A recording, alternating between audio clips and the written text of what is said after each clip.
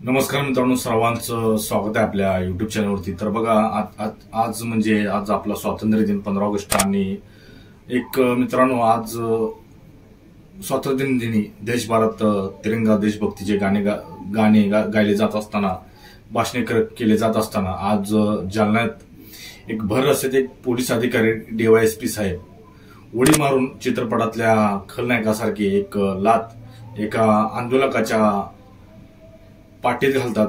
अक्षरशः हा व्हिडिओ बघून खूप मनाला लागली ती गोष्ट आणि त्यामुळेच आपण हा व्हिडिओ बनवला।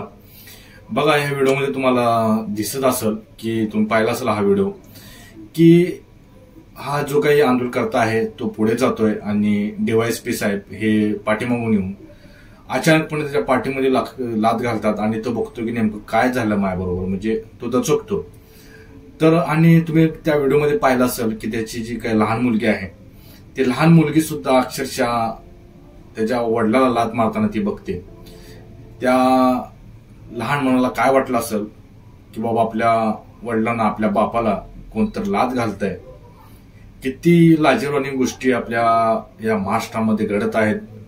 अक्षरशः असं आपण बोलायला जरी गेलं तर उद्या मला सुद्धा लोक किंवा कायद्याचा धाक दाखवून किंवा इतर गोष्टी माझ्यावर सुद्धा ह्याच्या आधी सुद्धा बऱ्याच दबाव आलेला आहे।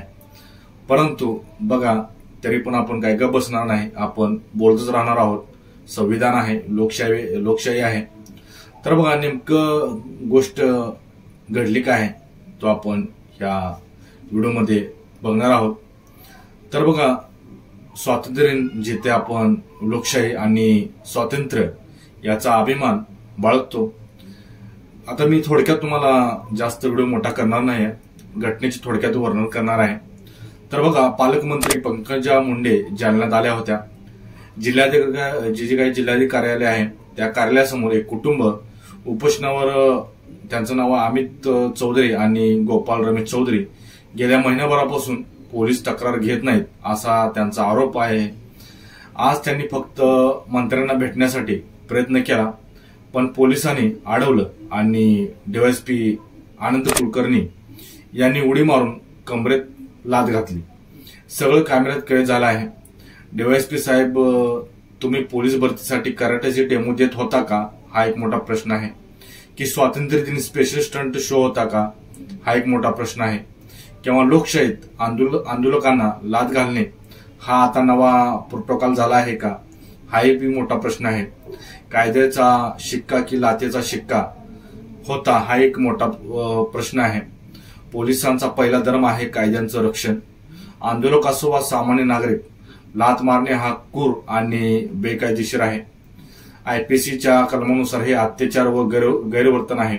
आणि विशेष म्हणजे हा माणूस महिनाभर उपोषणावर होता, म्हणजे शरीराने अशक्त, मानसिकदृष्ट्या तणावात नक्कीच असेल। त्या अवस्थेत अशी लात घालणे म्हणजे केवळ हिंसाचार नाही तर अत्यंत अमानुषपणा आहे। हे DYSP साहेब फक्त स्वतःच्या इच्छेने लात घालत होते का, की हा आदेश वरून आला होता? पालकमंत्री पंकजा मुंडे यांच्या भेटीआधी हे लोक दूर करायचे होते का, म्हणूनच यांनी लात घातली का, हा एक मोठा प्रश्न निर्माण होतो। जर असा असेल तर याला पोलीस अत्याचार आणि राजकीय दबाव म्हणता येईल किंवा येऊ शकतो। आणि लक्षात ठेवा, स्वातंत्र्य दिनी जर असा प्रकार होतोय तर हा देश खरंच मुक्त आहे का, हा मोठा प्रश्न आहे। आपण स्वातंत्र्य दिन साजरा का करतो? जेणेकरून प्रत्येकाला आवाज उठवण्याचं स्वातंत्र्य आहे म्हणून। पण इथे आवाज जर उठवला तर लात मिळत असेल तर खूप अवघड आहे। हा फक्त एका माणसाचा प्रश्न नाही तर प्रत्येक सामान्य नागरिकांचा हा प्रश्न आहे। आज या आंदोलकाला लात घातली आहे, उद्या कोणाच्या घरात शिरून हे लोक मारतील हे नक्की आहे। असा पोलीस दल आपल्याला चालणार का, हा एक मोठा प्रश्न आहे।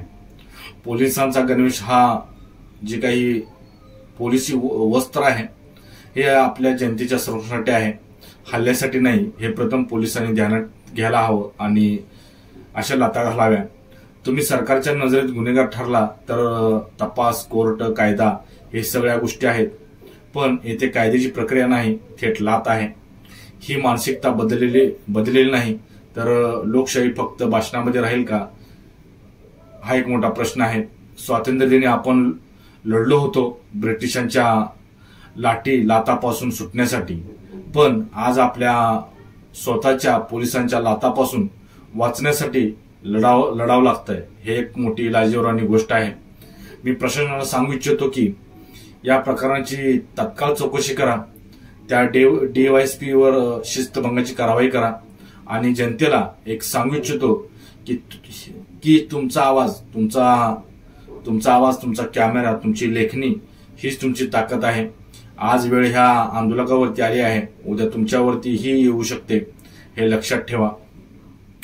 तर त्यावेळी ही कोणीतरी व्हिडिओ करेल पण आवाज उठवणारा कोणी नसेल. ही अशी एक घटना आहे. बघा मित्रांनो, स्वातंत्र्य हे आपल्याला मिळायला एक हक्क आहे आणि